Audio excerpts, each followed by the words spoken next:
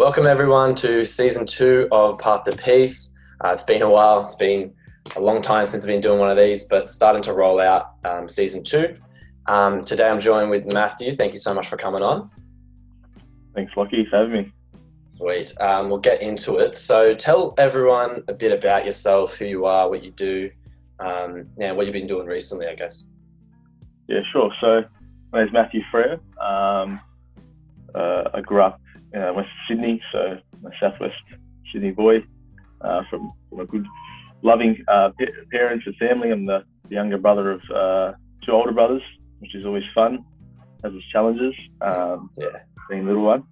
But so come from a Italian background as well. So my father's Italian and my mum's Australian. So it's always good when cousins are over. So I'm a practicing Catholic. I'm really into my faith, and I strive to really live a good life according to the gospel, to relationship with the Lord. And I'm also studying a bachelor's of education, so secondary teaching at the moment. I'm in my 4th year, my final semester, and so that's been interesting in the last 2 years, especially, and kind of getting to the pointy end of things.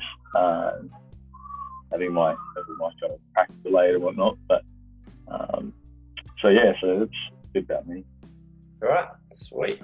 Well, I think we'll get into some of the faith stuff later. I'm interested to see kind of how that's helped throughout your life. But how are things, I guess, at the moment?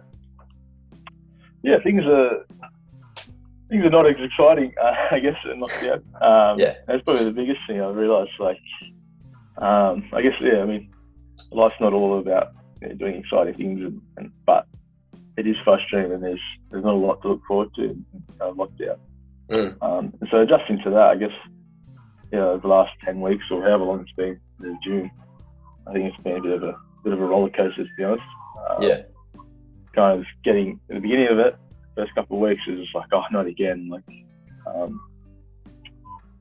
It wasn't as novel as the first time. I think last year's lockdown, it was all kind of novel, and it was like, online Zoom things, and it was a bit more exciting. I don't know. This time you kind of knew what to expect, and so I kind of took it a little bit. This is frustrating. I just want to get on with life, and it was kind of the holidays, and I was really hoping to catch up with a few people.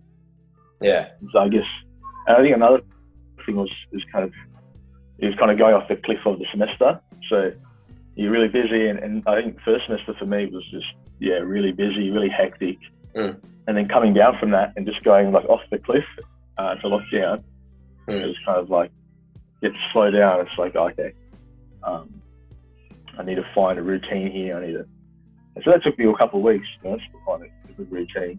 And so I think I was able to find that routine and try to get back into the semester and a couple of other things. And I really was able to spend a lot of time, especially over the last couple of weeks, the last month, especially August, I think, really just focusing on myself, because before lockdown I was just involved with this and that thing. I was running around like a headless chook. And so just to really collect myself and say, oh wow, spending so much time with myself now, I could realise, to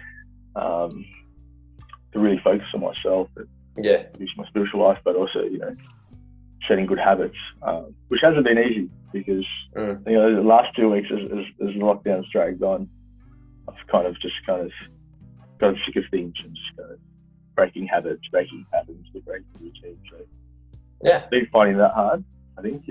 And just the mundaneness, and kind of there's a frustration of desire to go out and just get on with life. So it's hard to navigate. That's a big thing about getting in routine. I feel like last year because I started uni halfway through 2020, and so I was in amongst COVID and everything. I was like, it took me so long to get in a routine. By the time I got in a routine, I was done with semester 1, and then I had to go through all like the uni break and stuff like that, and then I start semester 2, and we're kind of getting out of lockdown. Like, we're out of lockdown, I'm back at uni and I'm doing everything. and then I'm finally in a routine, and then lockdown hits this year, and then it just completely throws it out of the way. It's tough. And what you also mentioned about learning to be with yourself more and like understand yourself. I think a lot of people, I wouldn't say rely, but like they get used to having everyone around them, and they feed off of that energy. So I guess lockdown has taught people to understand about being with yourself and being comfortable with that. It's not easy. It's a lot of people I've talked to, it's just been really hard for them to not have that, to just be alone, I guess, to not be with someone. Yeah, I think it's so easy to kind of distract. I think we distract ourselves from ourselves all the time, you know? Yeah. Out of a kind of, and sometimes I think it does come from a place where I don't want to be alone with myself. I don't want to I'm uncomfortable with myself. And I guess that's the hardest thing when you're doing so many things and you think you're doing so many good things. I'm getting on with life and whatnot. That slowly you can kind of see that there's certain false selves that arise, you know, in different situations. You can be one person, you know, at uni, you can be another person at work or in different places. Yeah. Because, you know, you're moving from uni, you're moving to work, you're moving to different situations, social situations, old friends, new friends, all the time. But when you're always with yourself and you got to maintain that integrity or kind of consistency of who you are. But if you're not sure about who you are, or you're not sure of you're not comfortable with things with yourself, I guess it's hard. Yeah, exactly. So I guess the heart of or kind of what brings you here is, I guess, you've had mental health issues, I guess, throughout your life and especially in your adolescence. So tell us a bit about, I guess, growing up and dealing with certain things like you said, anxiety and depression. Yeah, sure. I think, growing up, I think I was always very happy, very cheeky. That's what my parents say. And I think I was just kind of a normal kid. And so kind of getting around to year 9, year 8, year 9, I think it was year 9, the year where I began to experience a bit of depression, a bit of anxiety. I think that arose from kind of several factors. I think on the surface of it, it was kind of a social situation where, and then looking back, you think, wow, that wasn't such a big deal. But I was in a class for year 7 and 8 with the same group of friends and people, and they shifted classes year 9, and I found that challenging. Yeah. I began to kind of, because I was isolated from the friends, you know, I wanted to be with, and that I began to isolate myself a bit more, began to tune out of my study. And it was kind of year 9 is that year, you know, that's always difficult. And being a teacher, and I've taught year 9, it's an interesting experience, to say the least. And you think about you're teaching these year 9 kids, and like they're pain in the asses, but you know, I was a pain in the ass as well. And so it was year 9 where it became more. I was starting to, you know, go into myself more, which wasn't quite myself. You know, I was a very extroverted person up until then. And I think, you know, on a deeper level, there was a sense in which my identity, my self-esteem was built around these friendships, these relationships, and these are so important, so good, you know. And we know that now, like, especially during lockdown. But these connections that I had with those friends, those good friends in my old class, I was really depressed by not being with them, not being able to. And so I didn't quite understand, but then I began to kind of go into myself more. I wasn't concentrating on my studies. I was just kind of just zoning out a lot. And I think I began to just change. And I think, luckily for me, my mum started to notice that. And I think my mum has experienced depression herself, and kind of it's in the family in terms of different generations and whatnot. And so she noticed very early that there was a change in me, and she actually encouraged me to go seek help or to go counselling. That's great. At the time. And I was very resistant to it, you know. I was like, nah, I just didn't want to do it. because it was a sense in which it was, what's wrong with me? There's something wrong with me, you know. But I don't, like, nothing's really happened to me, you know. You know, it was like, what the heck? I don't know what to do, but it was actually really helpful, I think. I was able to just speak and talk through and have this kind of mature psychological perspective to be speaking to how I was kind of coping with these things. Yeah. And I found that helpful, I think. Yeah, I guess, yeah, going on from there, I was able to kind of move on from that, I think, a little bit. Year 10 was more so a coming age year with a license, friends, parties. Yeah. It was more a fun year than year 10. Yeah. Things aren't as serious. And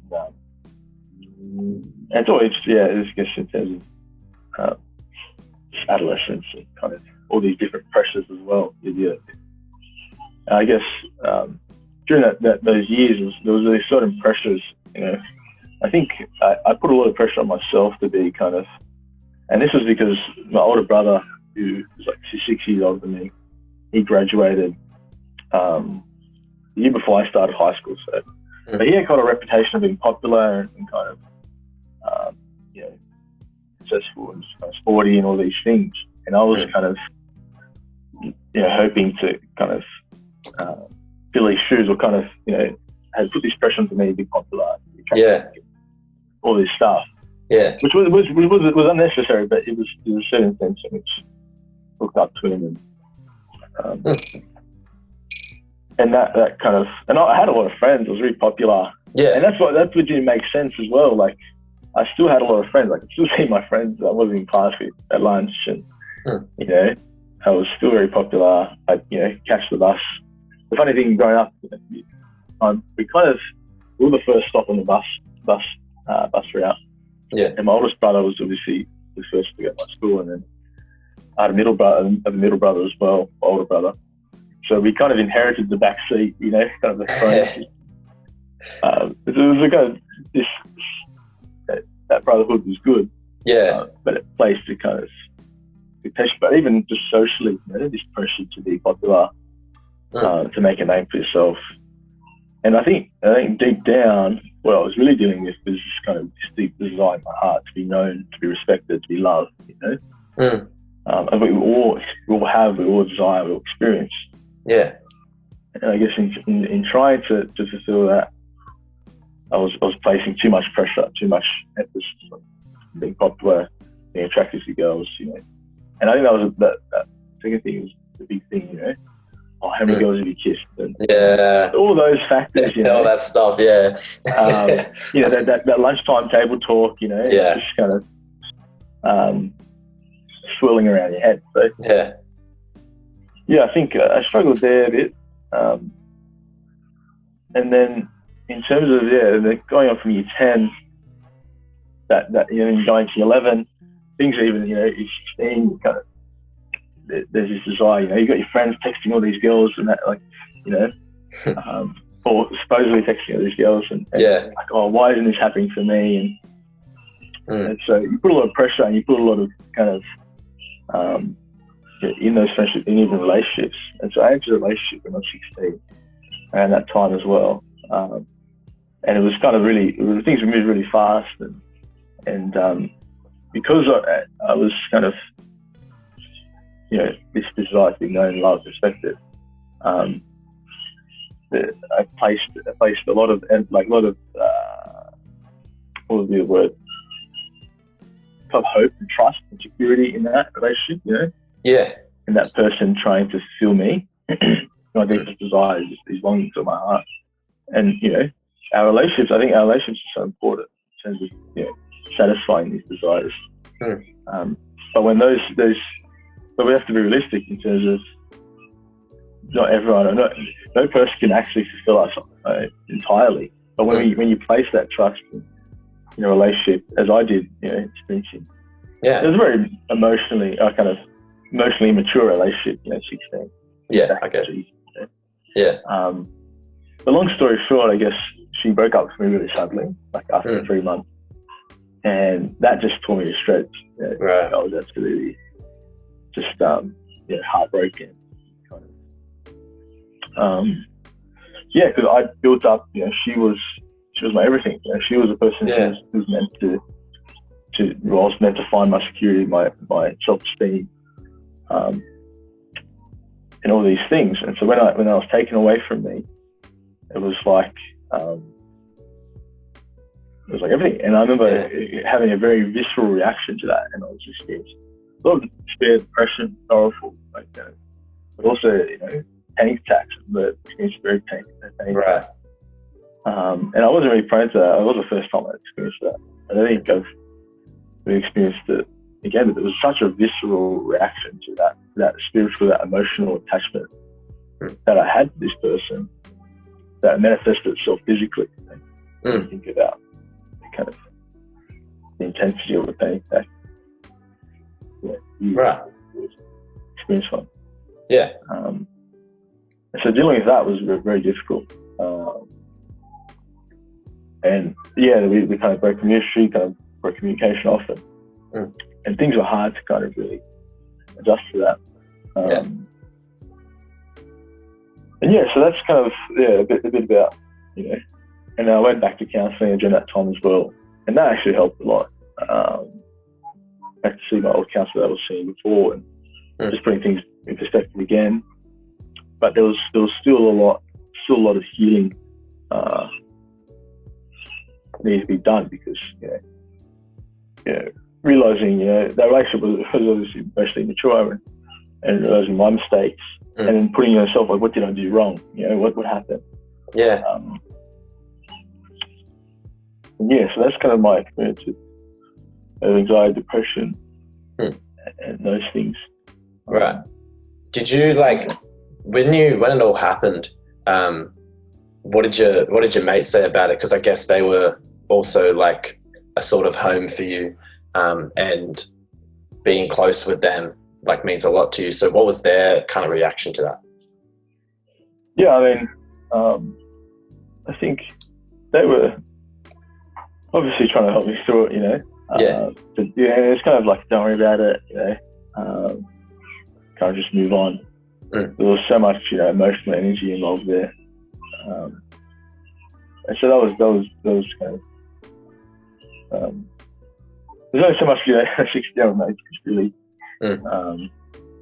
provide, but at the same time I was really going into myself as well, It was hard to talk about these things with my mum or with my friends, because it's not really something you talk about either. It's like, it's all about, the positives or the kind of victories. I don't like to say victories.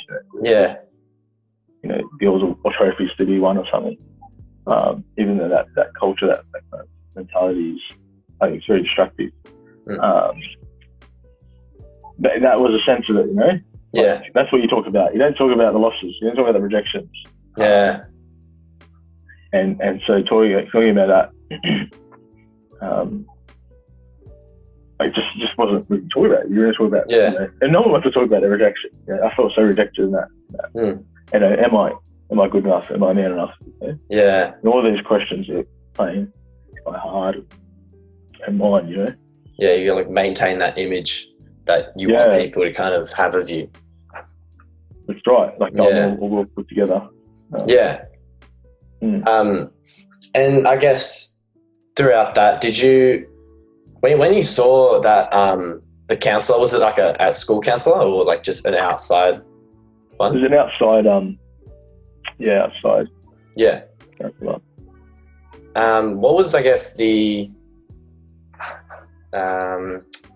the structure of how that played out? Were you kind of just sitting down face to face? Did you have any, strategies of coming out of that, or was it more just kind of sitting there and fleshing out, getting all your feelings out? I think it was more so fleshing out things. But it was really hard because I was just really closing. This was hard. It was kind of like, how do I talk about this? I didn't have kind of words, especially big things going on, I guess, in my heart. But it was kind of, to give me strategies of kind of mindfulness and kind of being present to my emotions, core feelings, how I feel, and all those things were good. But I mean, there was still kind of, I guess for me, like in the background of all this this relationship, I was kind of going on this spiritual journey as well. Yeah. And in the context of all that, kind of starting this relationship, in the background, what kind of the foreground to that was actually, I went on this pilgrimage, so something called World Youth Day. I'm not sure if you're familiar with that. Yeah, my brother went to that actually. Oh wow. Yeah, it's such a cool thing I've seen. Yeah. Yeah. So I went to Poland. It was 2016, and this was the same year. And went to Poland, went to Italy, and during that experience, I had this really deep encounter with God. Like I was in this church, and I was just so overwhelmed by the beauty and the glory of where I was, and just kind of being in Italy, where my grandparents are from. Just kind of overwhelmed. Just being with my friends, that's like a trip of a lifetime. Yeah. And it was this moment where I was really thanking God, and I really encountered this kind of. It was a really spiritual moment where God touched my heart in a big way, and He kind of said to me, like, He was saying to me, like, yeah, like I was yearning for this relationship at the time, and things kind of fell into place. I was like, thanking God, and do that. It was kind of like, God, I want to satisfy you. I want to be the source of your happiness. And so I found God in that, which was profound. Right. And I continued to develop this relationship with prayer and things like that. And kind of related to this relationship, the things were kind of simultaneously happening in terms of initiating this relationship. And I realized, well, God is important, like He's bigger than myself. And I guess in terms of growing up, like before that, in the early years of high school, because I was seeking His popularity and this be respected, be known, I was kind of seeking that in kind of disordered ways, in that I was being rude, arrogant. Right. I was quite, abrupt, abrasive, obnoxious at times. Because I had this kind of sense of self-worth, or kind of sense of I'm better than others, or I'm more popular. Right. And then in that moment I realized, well that's, what does it really matter in terms of something bigger than me, which is God. Yeah. And living kind of a life that, I guess, realizing that God is the source of happiness, and kind of, and as I was saying before, like we have these deep yearnings, these desires, and they're almost like there's this cry of our heart, there's an ache of our heart. We want more. This life kind of never satisfies. Right. And when we try, there's like almost a God-shaped hole in our heart. We try to fill it with finite things. It never quite satisfies. And I experienced that in a real intense way in this relationship when she broke up with me.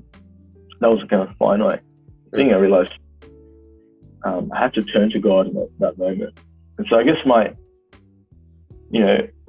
and I don't want to say at all like counseling wasn't useful. It was. It definitely was. Psychologically and like mentally. But there was a spiritual healing, spiritual kind of element to this that is kind of on the level of our desires, where I had to turn back to God to realize I kind of put my trust, my certainty, my happiness in a person. I kind of conflated this joyful experience of World Youth Day, this relationship.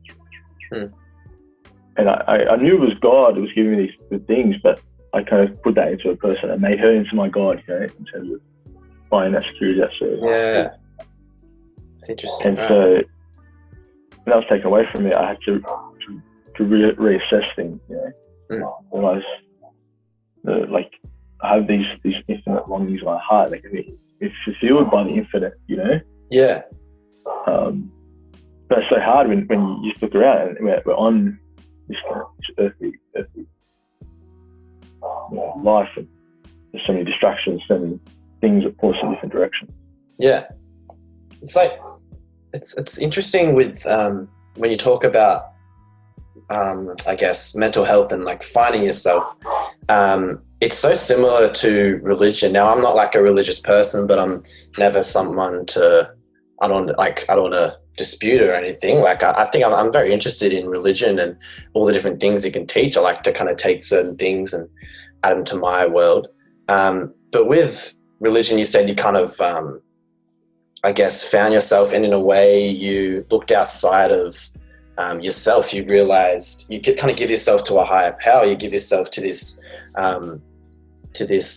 notion that, you know, the world's bigger than just me. That's really interesting. Did you, like, what age was that? Was that like a couple of years after, I guess, the breakup? Well, that was kind of when I was 16, 17. So it was kind of all kind of immediate. Because I had this experience with God before the relationship. I knew God was real. I knew God was really working my life. And he was present to me. But then I kind of gone away from that a little bit in this relationship. And then realizing I had to come back to that and find my peace, my healing. And I did find a lot of healing. And it was a long process, like time heals all wounds. Right, yeah. So that was kind of whole year 12. And so, I think there was just dealing with, you know, and this didn't question of love, like what is, you know, how am I meant to love? Like, this went wrong, or this stuffed up, or this didn't go as I planned. What went wrong? You know? I started looking for answers about, you know, what is true love? What does love look like? And when I went looking for those answers, I went, being in a constant Catholic school, and this Catholic faith, I went to the Catholic Church, and there were several speakers at the time, usually from America, who speak on particularly like love, sex, marriage, these things. And they were talking about, you know, this authentic love, or this kind of true love that doesn't use people, you know, that doesn't, you know, try to get something from someone else in a relationship, but rather is about giving, you know, yourself as a gift to the other person, receiving the gift of the other person. As a gift, you know, and not something to be used or to be, you know, discarded when it's no longer, you know, satisfied. I guess the church's ethics around sexuality and how to love properly, to really will the good of the other. Because I think so much, like, our kind of image of love, or kind of formation in love is really kind of superficial. It's all that, you know, the physical kind of, you know, growing up, like at least watch shows like Jersey Shore, Geordie Shore. These guys, you know, ripped as, you know, it's like, all the visuals, music. They're going out, sleeping with all these girls. And that was kind of my formation of masculinity, and how to be a man, how to be a true man, how to love. Love. But really, when you look at the surface, like, that causes so much pain and hurt. When it just stays at this level of, whether it's physical use, like you're just using someone for pleasure, or you're using someone for emotional pleasure, it never ends right. Like, it never ends well. I guess another part of kind of this kind of relationship with this girl in high school was, you know, we were sexually active, and the thing was, there, like, sex bonds people, like, chemically, like, kind of, it binds it. I think I can't remember the chemical. There's kind of I think it's oxytocin or something like that. It actually binds someone, and it also, women experience this particularly 3 times, or kind of 3 experiences of it, in sex or in childbirth, and even breastfeeding, where they have this bond, this kind of, there's a physicality of the chemistry, exchange of chemistry, I guess. That actually binds you to this person, but at the same time kind of blinds you, kind of, it impairs your critical thinking. It kind of, you think about a mother's love for a child, no matter what they do, you know? It's like, they'll never stop loving their child, even if they do the most heinous thing. And so you see this all the time with friends and kind of different relationships, where you have your friend, this person's not good for you, like, can't you see that, you know? And it's like, even some of my friends are saying this, they could see it was an unhealthy relationship anyways, but you can't quite see it, because it kind of blinded, or it kind of impairs your kind of ability to really judge rightly about these things. Yeah. And so there was this bond, this really kind of spiritual bond, but I mean a chemical bond, but also call it a spiritual bond, because I think the physical and the spiritual are so united. Like there's a composite, there's an inseparability to it. And so getting over that was difficult. And I was learning these kind of, and I was doing these different programs. There's something called Theology of the Body. I'm not sure if you've heard about it. Nah, I haven't, no. And it's this kind of, it comes from St. John Paul II, so one of the popes a couple of years back. And he gave this kind of, this huge kind of teaching, or kind of, he wrote this book on love, marriage, sex, and what the meaning of kind of our bodies are. Our bodies are so much more than just kind of, we are our bodies, you know, like, if someone was coming to punch me, they'll punch me in the arm or punch me in the head, I wouldn't say, why did you punch my body? Or why did you punch my face? I'd naturally say, why did you punch me? Yeah. And so he talks about, you know, our bodies, our lives, you know, as a gift that should be respected, but also cherished and loved. So I'm not going a bit of a tangent here, but no, that's all right. Yeah, go ahead. But I discovered that real love is sacrificial. It's willing to go to the other. It's not using someone for your emotional, physical pleasure, but giving yourself entirely to them. And when you really look at, I mean, you look at the sexual act, but physically you're saying, I'm giving myself completely to you. You know? I you know, there's this certain sense in which I give myself wholeheartedly to you. I think that's what the act means. Like, if I give you a shake of the hand, you know, like it expresses something not only physical, like love, but it expresses something spiritual with friends, or with, you know, I respect you. Yeah. Or a hug, or a kiss. You go up levels, a hug, a kiss, and then there's a spiritual element to that. And when it's not accompanied by this emotional, spiritual, yes, to like I agree, I want to give my rest of my life to you. But how can you say that when you're 16, or how can you say that when you're not prepared to say that? You know? But the thing is, you're saying that, and you're kind of lying to each other. You know? Yeah.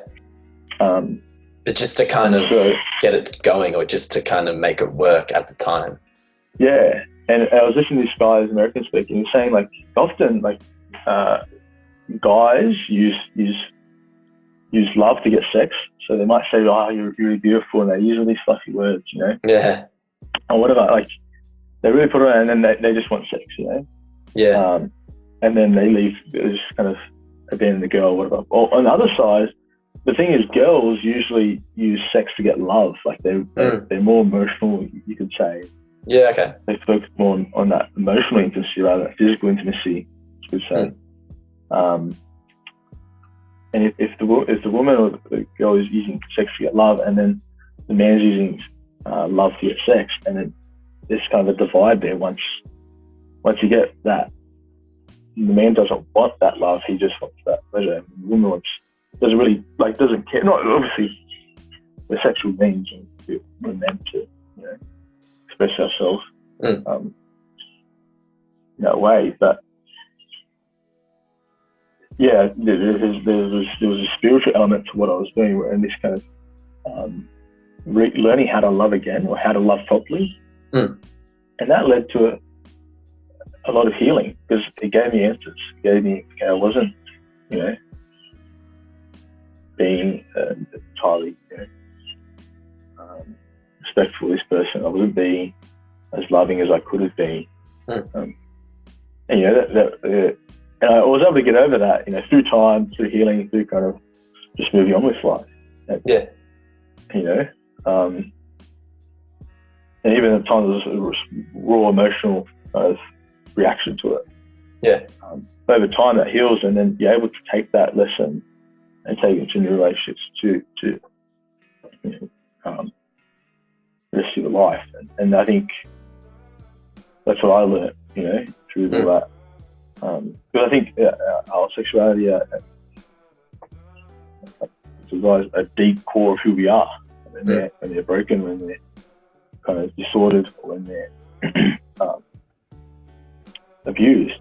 You know, there's a deep hurt, there's a deep woundedness that we need to kind of to deal with, and it's so hard. Yeah, it'd be interesting to see if there's like a statistic that that kind of shows how young relationships, like, do they last? Like, what percentage of them last? Because a lot of them, and speaking from my own experience, most of them, like pretty much all of them so far, I've learnt lessons from. You know, I've either like made mistakes, or I just haven't gone about things the right way, or they haven't gone about things the right way, and I use it as a lesson. But at that point in time, when you're with them, there is that kind of chemical thing that blinds you. I guess it blinds you, but yes, it does blind you, and you think, oh yeah, I want to be with this person like forever, and that's like a really interesting point to make. It's obviously not where you want people to kind of shy away from it just because they don't want to get hurt.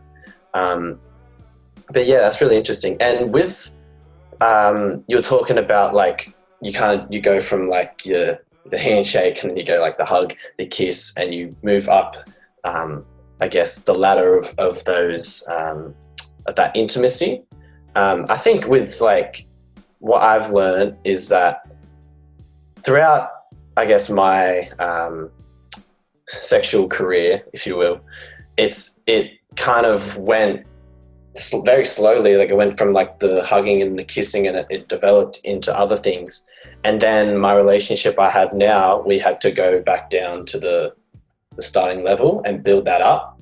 But that's something that like I really recommend to other people, because you really appreciate every stage of that experience if you kind of can slow it down and yeah, like take your time with it.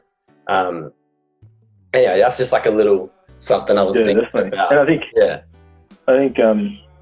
this probably sounds crazy to a lot of the world, and it's so uncommon, but the church teaches safe-sex for marriage. And growing up, that wasn't what I was taught at all, like in terms of not just in church, but like culture, but society, from movies or TV. And it was so incomprehensible till I went through this kind of experience and was able to realize, well, maybe there is some wisdom there, because the body is saying something so profound. It's basically saying what, you say on your wedding day, these kind of 4 vows. I give yourself fully, faithfully, freely, and fruitfully, I'm open to life, open to bringing children to the world with you. And that's what the body's saying. It's like, I want to do all these things with you. But emotionally, you might be on a level where I want to spend the rest of my life with you. But are you willing to do that? Fully? Are you willing to give yourself fully to this person? I guess how can you give yourself fully if you don't know yourself fully yet? Who you are. You don't even know your vocation, like kind of your career. And I guess if there's younger viewers, I'd recommend. I come from a religious perspective, but I think there's a lot of wisdom in that, same-sex marriage, but also taking things slow and not rushing into things that you're not willing to commit to on an emotional level. I mean, we might be physical, but we might be very physically ready to go far up, but there's a lot more to it, and that's the biggest thing I think our society doesn't pay attention to the emotional side, the emotional, or it does the emotional to an extent, but to the spiritual reality, or kind of. But I've studied a bit of philosophy called metaphysics, kind of beyond the physical. There's a metaphysical reality, or kind of objectivity to our lives, to how we approach everything.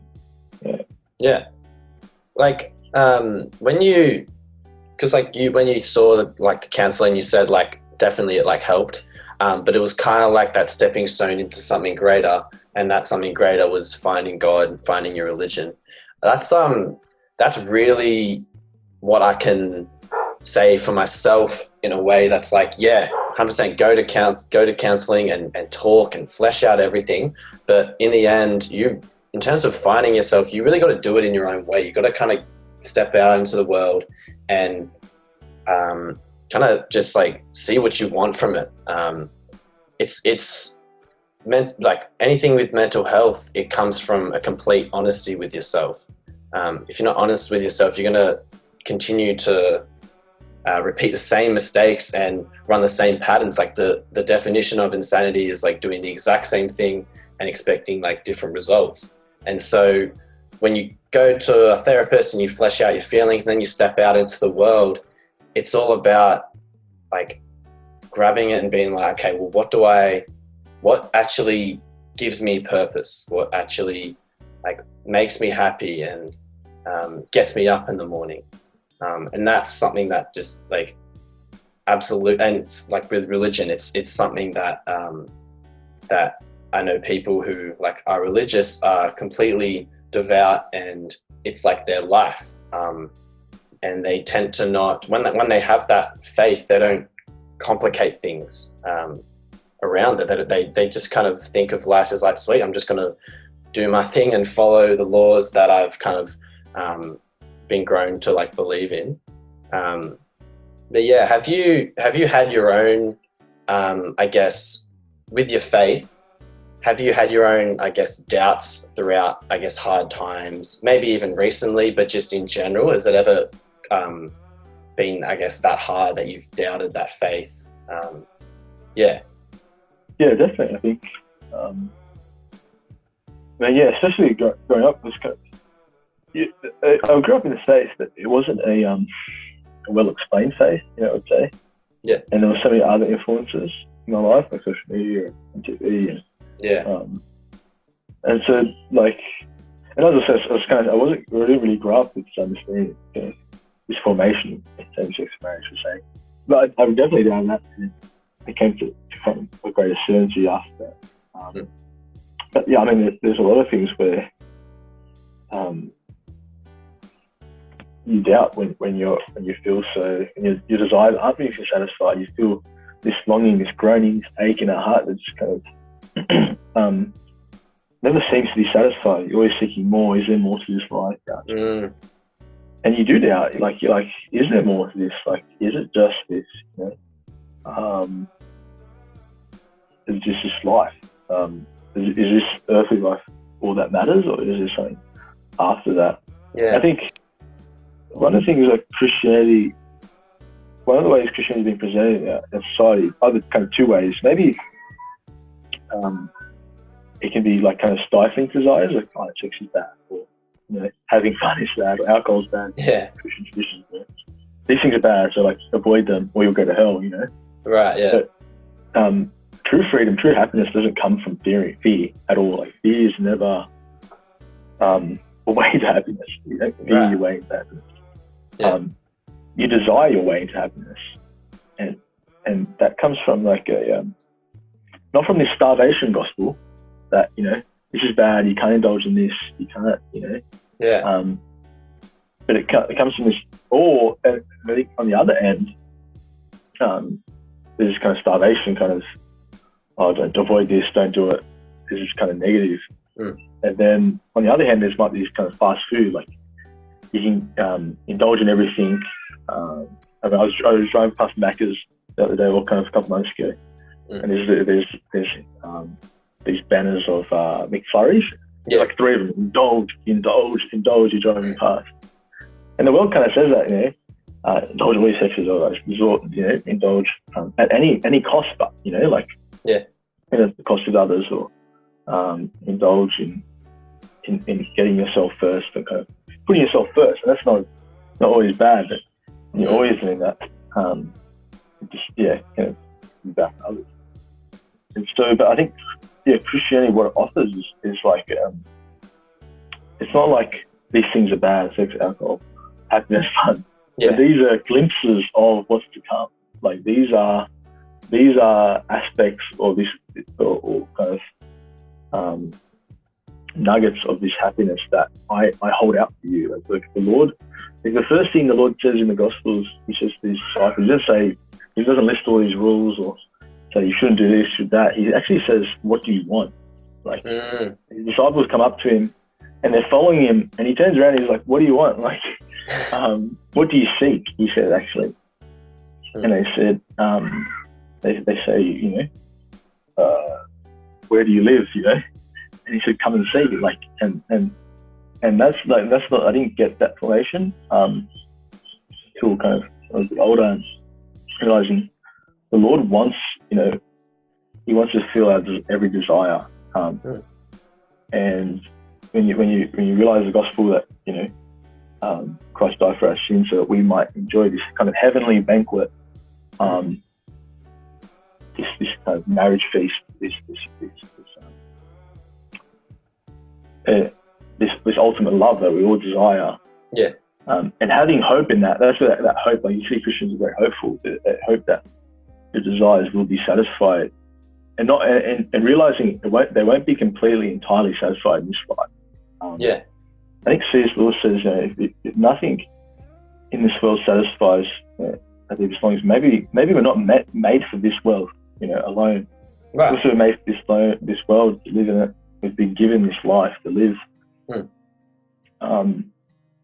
But maybe we're not made for this world. Maybe there's something greater. And it'd be kind of, I mean, people can take kind of this naturalistic and say there's nothing, you know, like, and so a person of faith, they can really believe and follow these rules, and there'll be nothing after death, you know? Yeah. Or you could just be atheist and say, oh, there's nothing, there's going to be nothing, so I'm just going to live well. Yeah. But I guess the wager I would put to someone like that would be like, well, if the gospel is true, if God is true, there's this heaven and there's hell. I think there's a kind of misconception about hell being this kind of fiery, infernal place, and it's being presented as that. But really, in the Christian context, it's basically being separated from God, who is the ultimate goodness, ultimate happiness, ultimate destiny, the ultimate fulfillment. Being separated from that would be so hard that it'd be kind of hellish. But there's a desire, there's a hope that my deep desires will be fulfilled. And I can't put all my eggs in this earthly basket. Okay. They're just icons. Like, you know, you're driving on a road trip and you see a Macca's sign and you're like, eat Macca's, and imagine you pull out and jump, you know, get out of your car and start climbing up the pole and start trying to eat the Macca's sign. When it's 2 Ks down the road, it's like it's a sign of what's become of your destiny. Interesting. But it's not the actual Macca's, not the thing you actually want. I think society always says, oh, this is what you want. Exactly. This is everything, you know, like your friends, oh, this is everything, any girls you with, or how successful you are in business, or whatever it might be. It is important to have good relationships, but they're not the be all and end all in this kind of this faith. Catholic faith, you know, context of that. Exactly. You're always told this is what you want, and that's why a lot of people struggle with their own, I guess, self-esteem, because they don't exactly know what they want from this life. Like, if you think of it in the broad sense, like, what do I want from this life? I think a lot of people don't know a big answer. That's not like a dig at anyone, because I'm still trying to find that out myself. But that's a really important thing. It comes from, I think a lot of just, you know, you're always told, be yourself, you know, and do what you believe in. I try to flip that notion sometimes, because like sometimes you just don't know who you're going to be.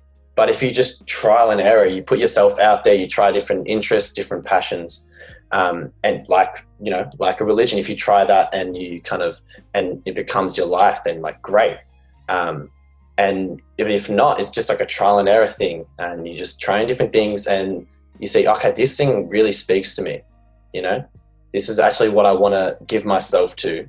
And that's that's like the sad thing about the, I guess, I wouldn't say maybe consumerism, or I guess just what you're taught to believe, or what you're taught to hold close to your heart, of these wants instead of there being needs that you give yourself to. Has that, with social media, like, has that ever been something that's blinded you, or has it helped? Like, how has that experience been with experiencing social media?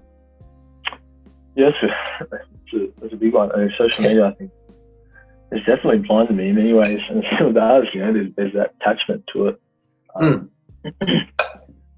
And you touched on consumerism. We're defined by, sometimes a lot of people today are kind of defining their happiness in getting a package, and that's an exciting thing. I was reading a package with a book set of Lord of the Rings, actually. But yeah, this kind of immediate gratification that is kind of accelerated by social media, where it's like next thing. Yeah.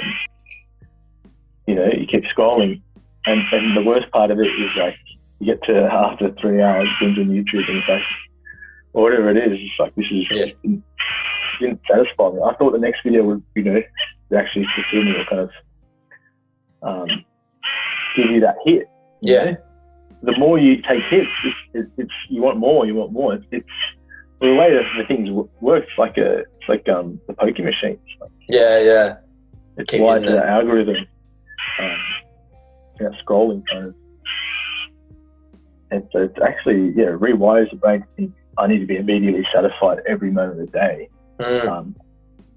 day and night, and that's that takes a big toll on your happiness and your mental health, because definitely you're conditioning yourself, I need to be happy all the time, and when that's taken away from you, that's what reality is. Like, you're not immediately gratified all the time, every moment. But when you're conditioned to think that, I grew up with a phone, and we probably both grew up with social media. Yeah. I think I got Facebook when I was 10. Yes, actually. If you remember MSN. No, I don't think I ever got into MSN, but I heard of it, but never. Yeah, that never was a classic one too. Yeah. But Facebook and that, Instagram, Snapchat. These are all things like year 8. I think year 8, Snapchat came on, and I feel like it's worse today. Like, there's so much more out there, and I was able to find this freedom in terms of realizing this is not good for me. Like, being on my phone all the time. Yeah. And even sleep, like, it keeps you up, man. Like, if it's hard to go to sleep when you're on your phone. So a couple of years ago, I've been doing this for a while now, I just leave my phone downstairs. I don't bring it up to my bed. Yeah. Just so I can get sleep well. And you realise with sleep is a huge thing. Is social media impacts that. And if that's the first thing you go to in the morning as well, it's like social media. You can't have it. Go straight to your phone. Yeah. Already. It's like it's not exciting. Like, it can seem exciting for some news story, but it all sounds the same after a while, and then it all just kind of gets boring, and you become passive. Like, as much as we're meant to take life, go out and take life by the balls, if you will. Yeah. Be active, and I wouldn't say as humans we don't completely. We're self-determining. We get to make our own decisions, but we're not self-creating. Like, we don't create ourselves and our circumstances, everything. But there's a certain sense in which we're called to be active, we're called to work, we're called to apply ourselves to things. But when you're always capacity, you just receive whatever's TikTok's next, or whatever's next story.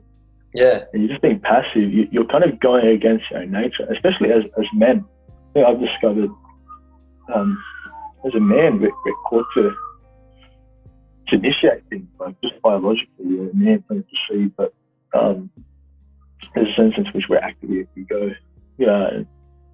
As growing up, we want to go out and explore and play contact sports, and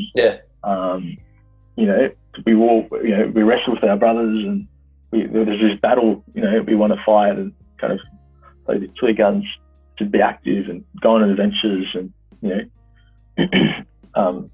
see beautiful things and do things. I mean, that's stifling. It kind of stifles, my masculinity, my identity as a man in that, and just kind of being passive all the time rather than being active, being a leader, being, someone who helps others, such as someone that goes outside of themselves, but you just go into yourself so much more. This you're in that little box, yeah. I mean, the thing is, it's kind of, TV used to be this big, and now the screens went down to the iPad. Now it's just this, and then it's flat. Yeah. And it narrows you. It narrows your vision. It narrows you to the world. Like, you're not getting out as much. Sometimes I just got to chuck my phone away. And a couple of my friends actually have got rid of their smartphones and gone to dumb phones, with Nokias and whatnot, because they've just seen that we're not made to just, and really we are kind of consumers in that. We're not meant to be consuming, we're just consuming information, ideas, and we're actually being made money out of, like, marketing kind of collects what we see and directs things. And then the other thing, so like social media, is you can go into echo chamber as well, just listen to the same voices that you agree with, rather than so much of this said. I'd say, like, just kind of put it away, put restrictions. I have a restriction on my phone, like, blocks me out after 2 hours, something like that. If I'm just on a YouTube binge or whatever, it just blocks me out, which is good, and it affects my productivity. And that in turn affects my kind of self-worth. I'm like, I'm not getting things done, and I'm kind of frustrating my future self. I know Jordan Peterson. I don't think you've read much with him. I like Jordan Peterson. I remember his first book. The first book was kind of saying something about, don't do something that will annoy your future self. Like, don't, you got to negotiate with yourself. Kind of, you're negotiating with your future self all the time. Like, if I do this now, if I decide to go on YouTube rather than do my assignment, I'm going to be more stressed out on Monday when it's due. And I think, it's kind of like, you don't. If you did what you had to do today, you wouldn't have to worry about the future. And I think a lot of part of anxiety and kind of you experience this anxiety, which I think it's natural with studying that. It's like, for me, I probably don't stress up. I don't stress enough to get things done, so I just leave things last minute, and that's when the stress really comes up. And I mean, there's so much to say. Probably negatively. We have to also realise positives in terms of information and learning what we're doing right now. So. Yeah, exactly. I hope to at least get people on a different wave. There are great stuff. There's great stuff like on social media. And I know you're not completely saying it's negative. But there is some great stuff to discover and to kind of give your energy to. Like, I got on I went on a binge the other day, and it was just a bunch of these like meditation videos, and it's just like, it's not, there's nothing like bad with that. You just kind of put it on, and then you kind of close your eyes and you listen to what they're saying. So there is some really cool things. I wanted to ask with your brothers. So you have 2 older brothers. You're the youngest, and your older brothers are what age? Daniel's 28 and Nick's 25. I'm 21. Right. It's like kind of identical to like me and my situation. I'm 21. My middle brother is 23, and like oldest brother is like 26. Oh, no way. And I think, I guess what I want to ask is, how is their support and understanding been throughout the years? Have they had that same faith developed? Like, how is their response to your struggles, your anxiety, and at times depression? How has that response been? I mean, my brothers, they kind of really initiated me in many ways, in terms of from learning to ride a bike to driving to kind of helping me out Yeah. Working in different things. But I'm a little bit different to my brothers in terms of both my older brothers they're tradies. So one's a plumber, one's a landscaper. Yeah. I'm obviously taking this education, teaching, and so I've always been a bit, I guess, a bit different to my brothers. And like I've always cherished my relationship with them. So I guess it's kind of similar to my friends. There's never kind of on this kind of deeper level or kind of a emotional, mental health kind of our focus. So let's like keep the footy around. Yeah. Now when I get older, there's obviously my other brother got married a couple of years ago. There's just kind of deepening relationships. But at the time, I think, I didn't really lean on. I guess they were kind of living their own lives and lean on too much. But in terms of my faith, I think they're not so much practicing either. We all grew up Catholic, but I was kind of taking a more intense kind of expression of it, I guess. So I've really gone into my faith more, and they're kind of they're not against the faith or anything. They're just kind of so I don't quite share that. I think we all, as men, I've been reading this book. I just read this book called Art at Heart. It talks about a man's soul, and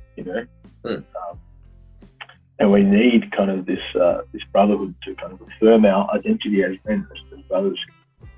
We look for validation in other guys. Ultimately, we look for validation in our fathers. Well, first and foremost in our fathers.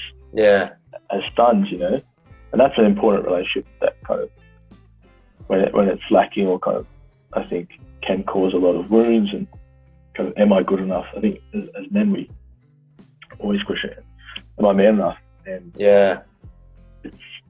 and this book kind of details kind of the role of the father to really validate that. I mean, no father is perfect, and all fathers have imperfect fathers as well. So where you kind of experience your father's not being present as much when you're growing up, or even some with is that growing up without a father, you always question my man.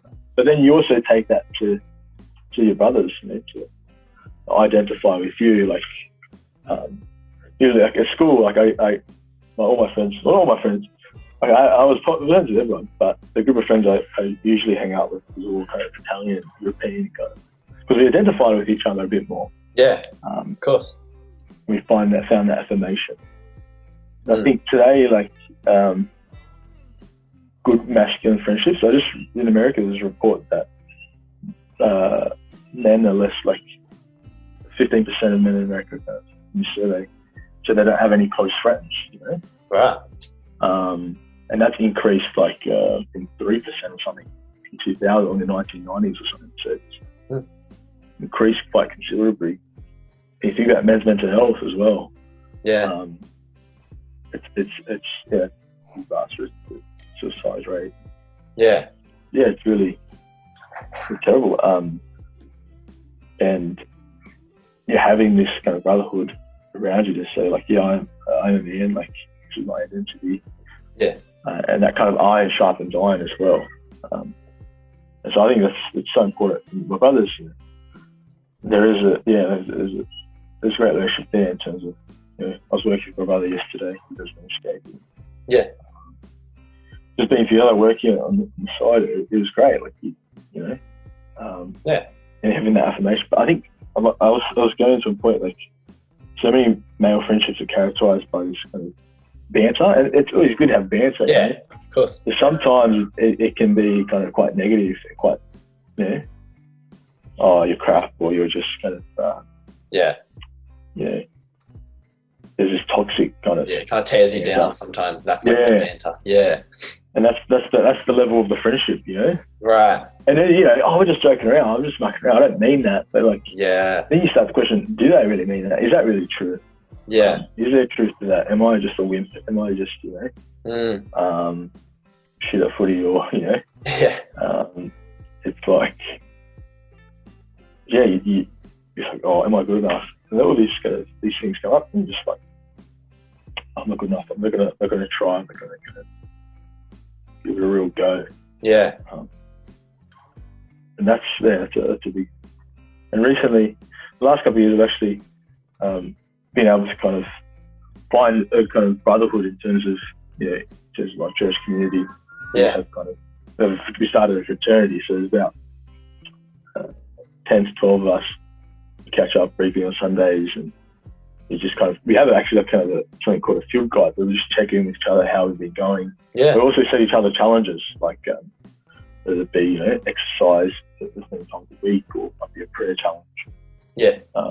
Doing something, almsgiving challenge, supporting someone. So we actually challenge each other to be better, and also we identify, in our faith lives as well. Yeah. And that's been really, really awesome in terms of overcoming bad vices and bad habits, but also kind of you realise I'm accounted for, and I have an anchor. And when we kind of, the way we structure this fraternity is it's 10, 12 of us, and we pair up and we call them anchors. So we check in daily, see how we're going. Yeah. And that's pretty brilliant in terms of knowing your brother got your back, and know you can just vent. Like I've been calling my mate most days, and we're just venting about lockdown, Yeah. And it's good. Like you get off the phone and you're like, okay, this felt good. Like I'm just gonna, and we discuss, what's been your high and low of this day, like today. What's been going on with you? What are your goals? What are you aspiring to at the moment? Yeah. How are you working towards that? It's not as formal, but it's that sense of accountability, sense of the context of brotherhood, fraternity. Yeah. That really propels you to live a full life, like a good life. Yeah, I think it would. I like that idea of having that like fraternity. It keeps you on your toes, and obviously it's a bunch of people who care about each other and calling each other every day. I know when I vent to my mate about it, or I'd just be getting mad about lockdown or whatever I'd be like talking about, immediately afterwards my stomach feels easy. Like I feel a bit more free with things. And now like the problem hasn't been solved, but that's the first step. A lot of us, we bottle things up, and then it just gets too much. And for some people, it can be so much that they don't see another way out. And so those daily check-ins are like everything, even if it's just with yourself or other people, they are so important because they stop everything from bottling up and becoming too much for you to handle. Like I had a day, what was it? It's like 4 days ago. And I was just like not productive with uni stuff. I was trying to figure out things with a bunch of other stuff for like Path to Peace, and was like just like freaking out with a bunch of things. But then I'm like, okay, well, this is just today. Let me talk to someone about this.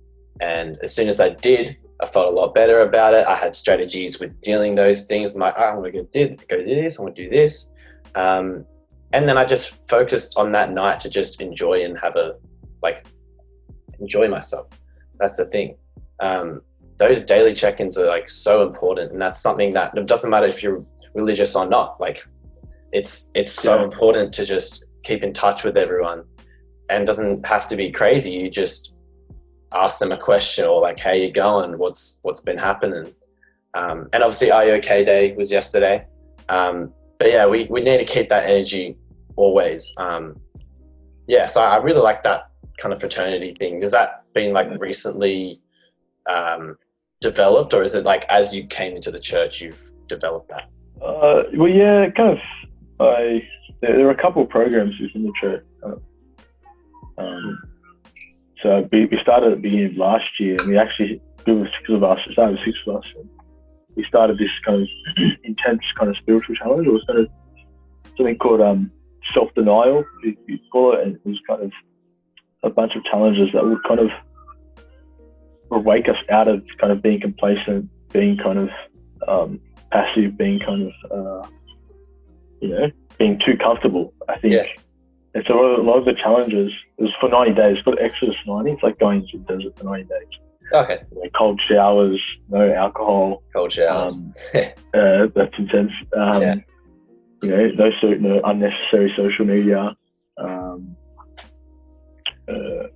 And it's really challenging. We kind of took this kind of anchoring system and we took the kind of field guide system. And now we've kind of adapted into our own fraternity kind of program setup. But it really awakened me out of kind of whether I need to be a bit more disciplined in my life. And I felt like when I was denying myself more, and I wasn't always indulgent, I felt sharper in my mind. Like I was able to kind of think, is this really good for me? Or like being able to kind of exercise your will in like, I'm not going to snack, I'm not going to have that beer, I'm not going to, and you're exercising your will against your appetites, and like you think about it on one side, like you think about it kind of like a seesaw. On one side, you've got your will and your intellect, your mind, your rationality. This is good to do, this is not good to do. But then there's actually doing that good thing or not doing it.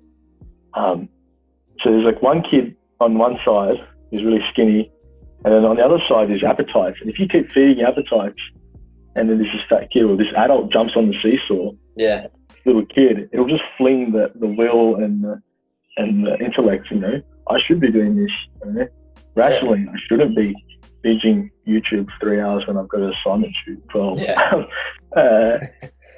But your appetite, you fed yourself. It's kind of that two wolves. You've got a good wolf and a bad wolf inside you. Which one is going to win? The good wolf. But no, it's like the one you feed more is going to win. If you're going to feed your anxiety or fear by avoiding things, or that's going to overtake you. I mean, where it actually comes from, this kind of self-denial and asceticism comes from like the early church. And when you look at Jesus, he had 12 guys around him. He had a band of, so he kind of, this is the roadmap to freedom. And that's what it talks about. It talks about the whole point of this program we started is freedom. Freedom from our addictions, our vices, our attachments. Whether it be to social media, to alcohol, to food, to pornography, these things that are harmful to us. That's probably a whole nother discussion, the last one. But it's all about freedom and being free, not from restrictions, but free to do what you ought to do, what is excellent, what is good. And I think freedom is important, and it actually comes from the early church where there was hermits, these kind of hermits that would go into the desert in Egypt and they live these they call it asceticism, this self-denial, lives of self-denial. So they eat very little and pray a lot, and meditate, contemplate. Kind of like monks, And so it kind of rooted from that, and that kind of carried on in different ways. There are still kind of religious orders in the church that just live completely contemplative lives without live in a rural setting and grow their vegetables and pray and work and till the land. So I've been really enriched by this 2,000-year tradition, wisdom, and accepting that and taking that as a 20, 21-year-old has been like, wow, this is that's awesome. Right. It's like, and you obviously you read a lot and you engage in a lot of information. That's like really important. Has there been one particular book or series or something, or some sort of literature that has really stood out for you as you've been exploring your faith and as you've been exploring the world?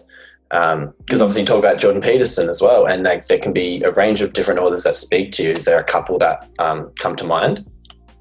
I think it's kind of the advent of intellectual especially with uni, being able to encounter great figures like Thomas Aquinas and these kind of reasons for God's existence, philosophy and this metaphysics, which is awesome. But Jordan Peterson was actually a big one. My first year was 2018, my first year of uni, and we were reading his book. It was quite a difficult book. It was quite an academic book. He had a lot to say. Just kind of stand back with your shoulders straight. It's not so much this macho-ness he's advocating for, but it's kind of just stand up for yourself. You got to, be willing to fight for what is good, what is best for you and for others. Not just kind of cower away and look away.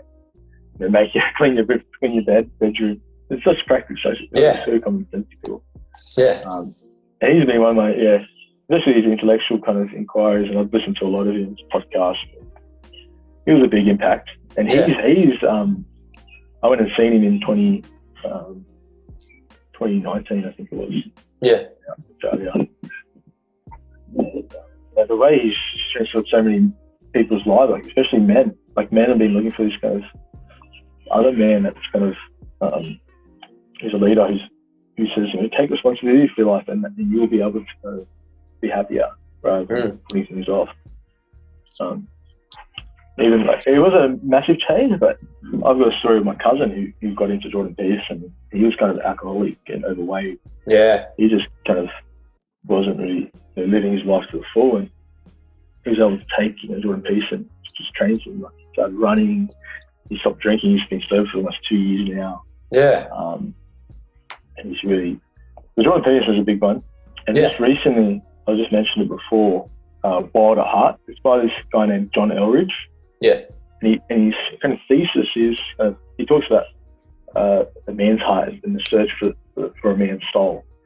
So often, you hear all the time men aren't in touch with their feelings, because they can't quite, they don't embrace their masculine identity. And his basic thesis is like men's heart is made for a battle to fight, an adventure to live, to go on, and a beauty to rescue. And I kind of mentioned before this kind of battle, and I've been really influenced my discussion with you today with a couple of these thoughts. But there's this battle to fight. We want to fight for something. You have these tales of knights and shining armor and whatnot. But also, growing up, we play with guns, and it can take to extreme where you're just aggressive. We use this aggression in us that disordered in a disordered way that kind of really be very violent. But they channel that aggression for something good, put your energy into something good. So, but oftentimes when it's suppressed, when a kid might grow up and they're not allowed to play with guns, they're not allowed to wrestle with it, it's too dangerous, they're not allowed to play football, it kind of stifles that desire in them to really go out.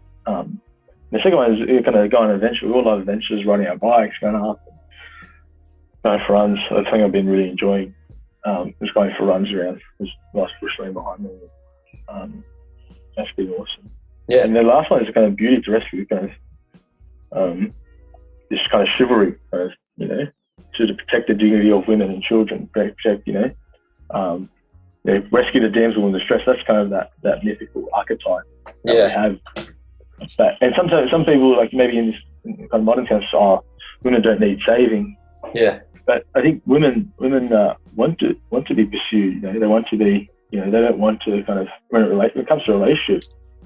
A man should really kind of initiate and kind of know that the girl might may play hard to get, but they want to be pursued. They want to know that they're loved.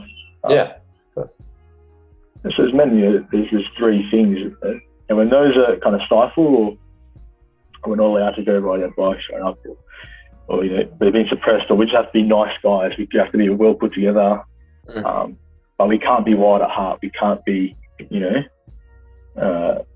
and he talks a lot about kind of the church context where you got all these nice guys in Christianity that go to church, but they're not fired up. They're not passionate about anything. They just kind of live their lives, mundane, like a 9-to-5 job. They have their sleep and they kind of fall asleep, and they're just kind of surviving rather than living.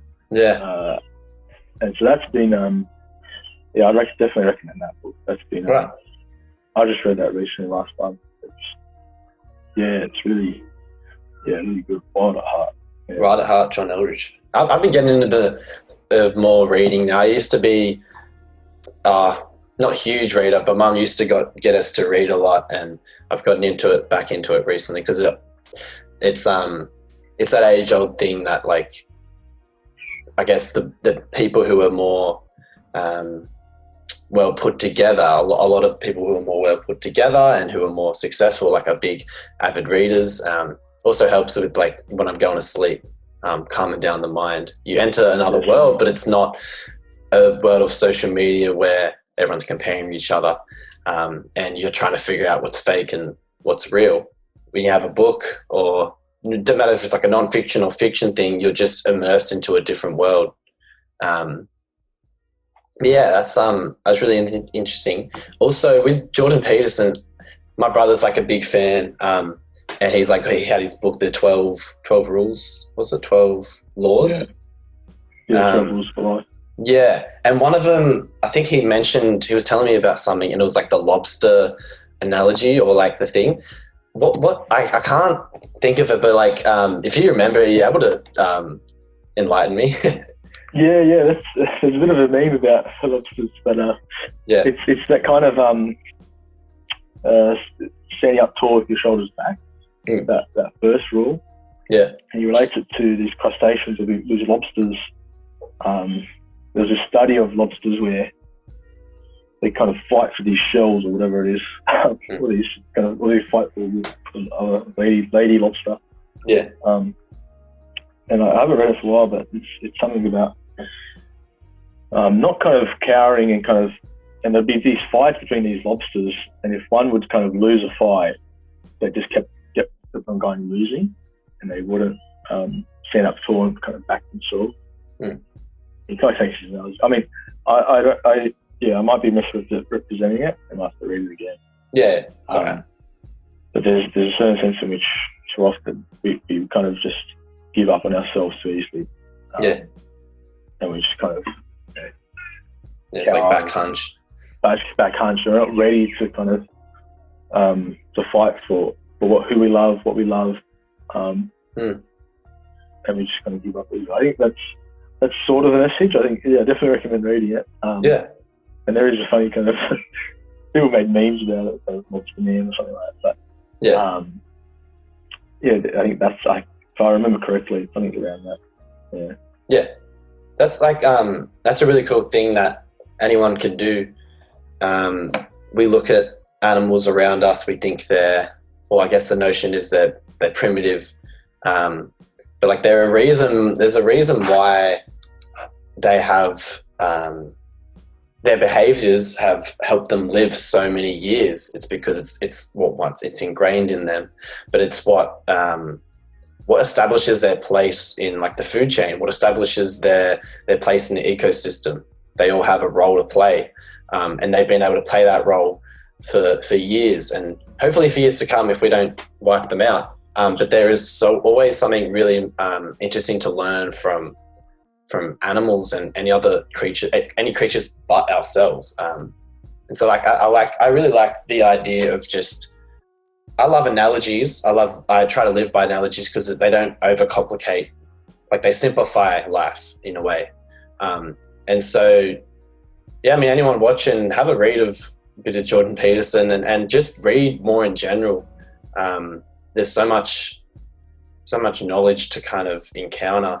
I've been speaking to my mentor, and he's been talking to me about, thinking about the dice roll analogy and other things like that. And like we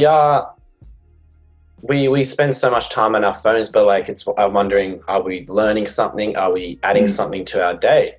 It's like reading and podcasts, just like doesn't have to be, you don't have to give your life to it, but it's just something you can do before bed or just doing some downtime. I think podcasts are huge. Like, I mean, I've learned, I've listened to Jordan Peterson, Joe Rogan. Joe Rogan has like some of the coolest people. He had this guy named Dave Goggins. This ultra marathon runner. It was just such a motivation. But I listen to awesome people, but also that faith and things I've learned. Like I've been able to learn. Like my dad does lawn mowing, and And I say to people, like, some people are, where did you learn so much about the faith?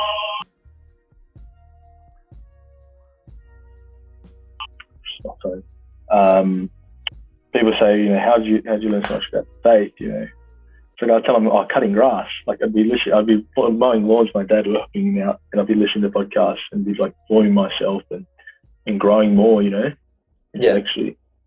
I think, I guess with my first semester, you know, I felt like I read more, you know, than I had in like all of high school. You know. Yeah. And one of the good things is lockdown recently. I've already read kind of 3 books or 4 books maybe. Like I haven't been reading much this year at all. The lockdown came along and I'm like, I just got to read. Yeah. I just, you know, have a set time and just kind of chipping away at a book 15, 20, 30 minutes a day. And I've actually got into Lord of the Rings, which is, I watched movies for the first time recently and I'm like, oh, wow, this is awesome. And then I'm like, I need to read the books. A couple of friends recommended it. Now I'm just tearing through that before bed. And it's so beautiful. Tolkien's awesome. There's so much meaning to the book, and there's so many beautiful lines of hope, friendship, beautiful themes. I feel like, the thing is, like with a book, you've got like someone with 10 years of experience or 30 years experience into 100 pages, right? And so they're putting like tens of years of knowledge and information into a book you can read in a couple of weeks. Yeah. And it's like, but then you're on social media, you've got people with no experience about anything, and they're just, talking about coronavirus and vaccines and whatever else the experts in, you know, fitness or whatever it is. And people, really, you know, like they've only got 1 to 2 years experience or it's not bad that you see different opinions that kind of people express themselves. It's good, but it's like a 10-second Instagram story with like little experience behind it, or you know, a couple of weeks reading a book with 30, 40 years experience behind it. It's like a no-brainer, but like getting ourselves. I've been enjoying reading a lot, and I find it very calming as well. Like a couple of weeks ago, I was having a stressful day, and I had a couple of Zooms at night. I know the Zoom's dragging on, and I think we have another Zoom today. I had a break. But just sitting down, I read a book for half an hour for my next meeting or whatever it was. I just felt so much more calmer. You know? And I was able to go into that next meeting, whatever it was. Not that it was that age, you know. So. Right. Yeah. We'll wrap it up in a bit. I've really enjoyed this talk. It's been awesome. Yeah. And I think a couple of things will end with, I guess, I think what a couple of things you tell your younger self, kind of knowing what you know now, going through what you've been through. What's a couple of things you'd tell that younger self? Yeah, it's a great question. Pretty many things, I guess.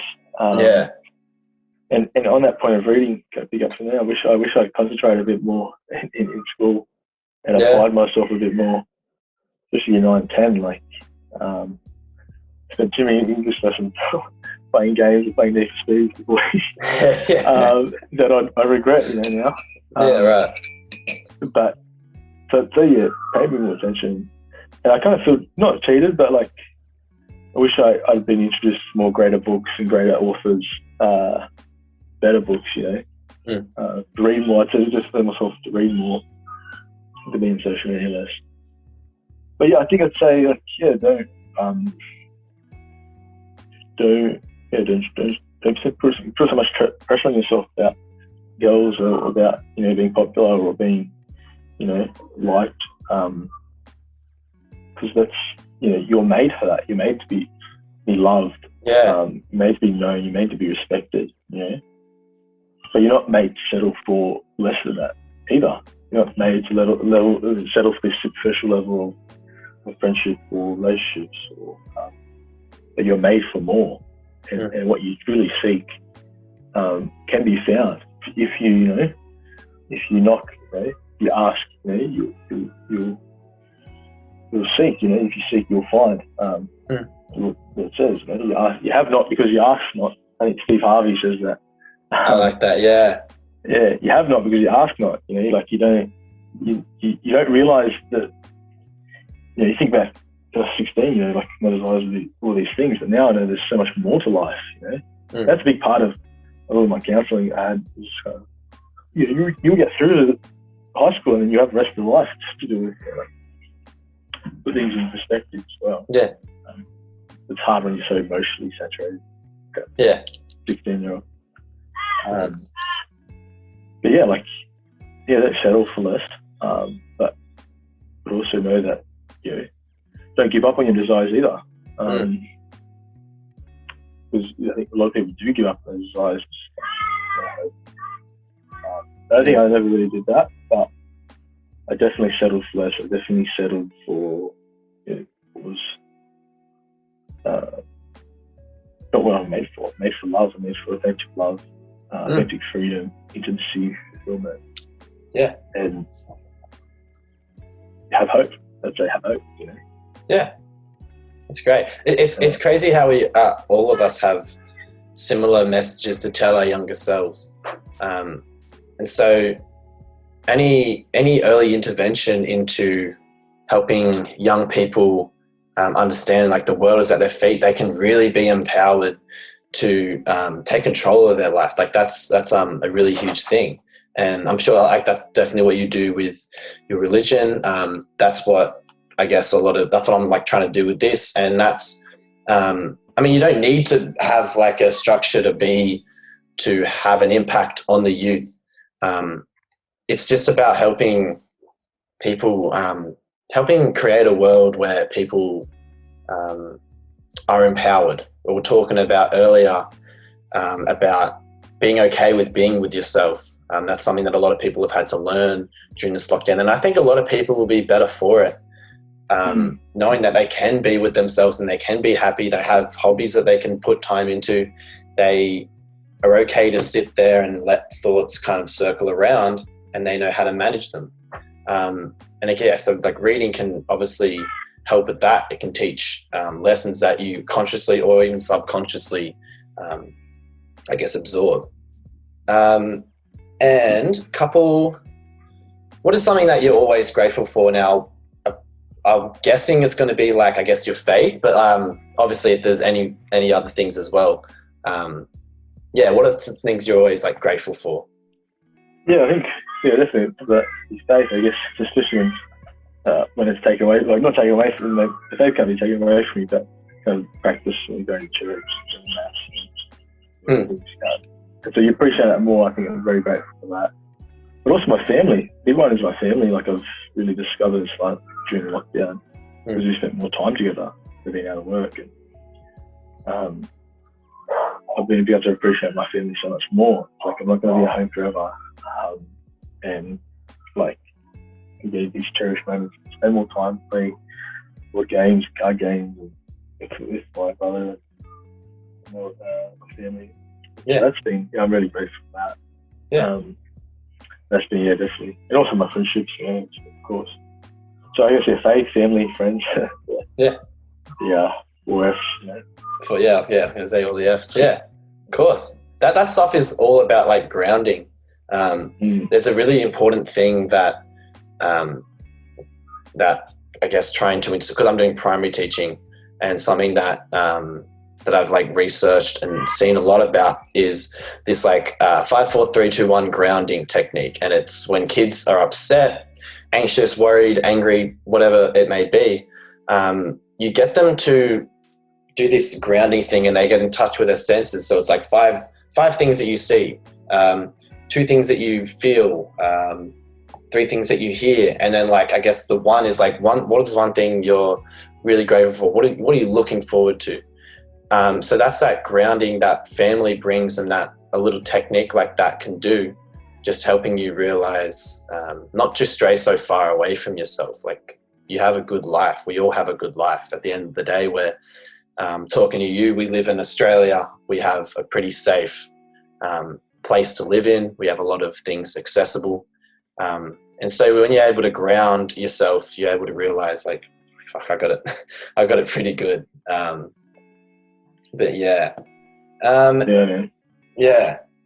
And I guess I'll end with what is some just advice from yourself to anyone, I guess, struggling from like relationships or with anxiety, depression, finding themselves in life. That's a huge thing. What is some advice that you can give to people? It's a very broad question, but yeah, anything you can kind of think of from your experience. Well, I think we were talking about this before, but checking in on yourself, and I think that just kind of ground, being aware of your core emotions, like not just kind of up in your head, but in your body, how you're feeling in your body.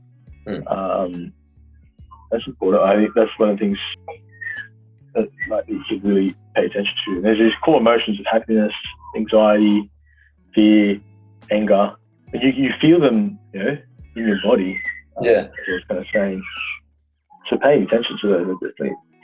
And you can feel anxiety, like your stomach's in knots, or you can feel angry. I'm just so unsettled by this. And acknowledging that, and be able to say, okay, I am frustrated here. I am anxious here. I am happy here. This is thanks be to God.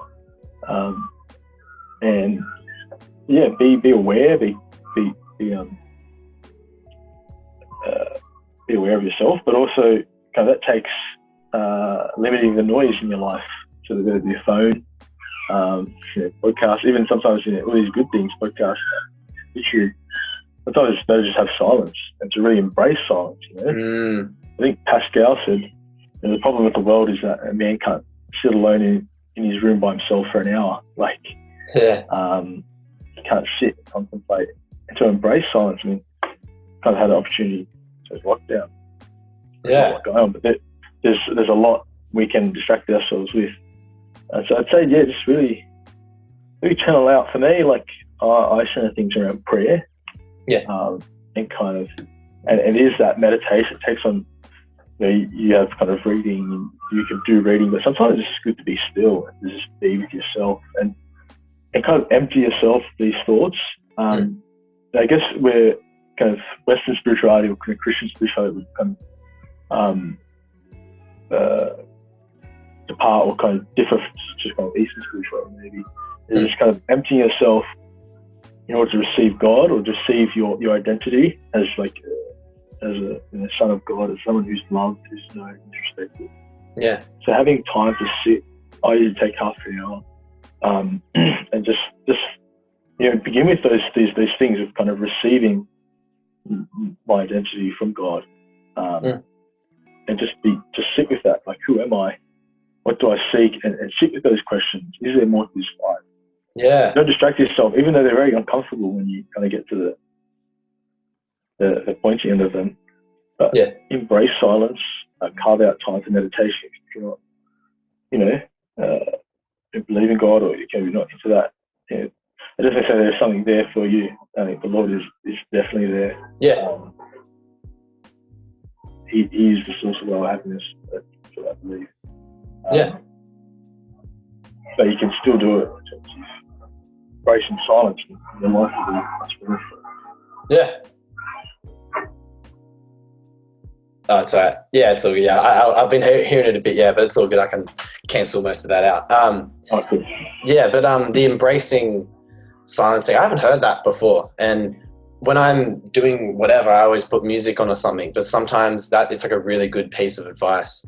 My mentor was talking to me about sometimes you have anxiety so ridiculously intense that sometimes you just need to sit and let it hit you, let it come, let it pass by. So yeah, I really like that embracing silence thing. Is there anything else you want to say before we depart? Yeah, I just got one more thing I came to mind is also kind of realize one of those lines in this book, what Hart was saying, looks at spiritual life, but I think this can apply to living authentic. You're living in your authentic self and realizing who you are. Is realizing you're wounded, like you're not as well put together as you'd like, and accepting that. Like, so often we kind of cover that up, or we try to cover it up on social media through our profiles, or with these kind of screens or filters we put on. You know, we have all these filters today, and we could just kind of pick one out and say, I'm fine. But to really embrace and accept that I'm wounded, that I've been hurt from this relationship, I've been disappointed by this person, I'm disappointed by myself, and to accept that and say, okay, I'm wounded, but there is healing, there is support there is friendships I can work on, there is help I can get, through counselling. There is people I can reach out to, and I can, and not resign yourself to this wounded, broken self and say, okay, this is it. That's never a good idea either. It's like, don't settle for that. Like, okay, I'm always going to be unhappy. I'm always going to have these agreements, and we sort of make these agreements with ourselves. Like, I'm never, going to be happy. I'm never going to, be good enough. And we make all these we tell ourselves all these lies, and we just accept them as fact rather than really examine them, look at them closely and say, well, maybe I'm not perfect, I'm not where I want to be, but I can get there, and I'm not going to do it by myself either. Like, there's a certain sense in which you have to take responsibility for your life, but there's a balance to be had between putting it all on your shoulders and just going, oh no, it's not on my shoulders. Or, people say to me, oh, it's up to God. But no, there's a cooperation that needs to be there. And last thing, just seeking the question, what do you seek? What do you desire? What do you want? And sit with that and see what comes up. And maybe, I've got the Bible, we'll just check that out and sit with that question. Because, the Lord invites you to just come and see, and the world invites you to come and see, you think so. I think it's probably the last thing I'd say. Sweet. Oh, well, thank you so much for coming on. I've been very busy with a lot of things, and to start to kick season 2 off with something like this, despite the circumstances, this is a great talk. I think people are going to really enjoy this, and so thank you so much for coming on. No, thanks for having me. Sweet. Thank you guys for watching as well. That was episode 1 of season 2 of Path to Peace, and hope you guys have a great day. Thank you.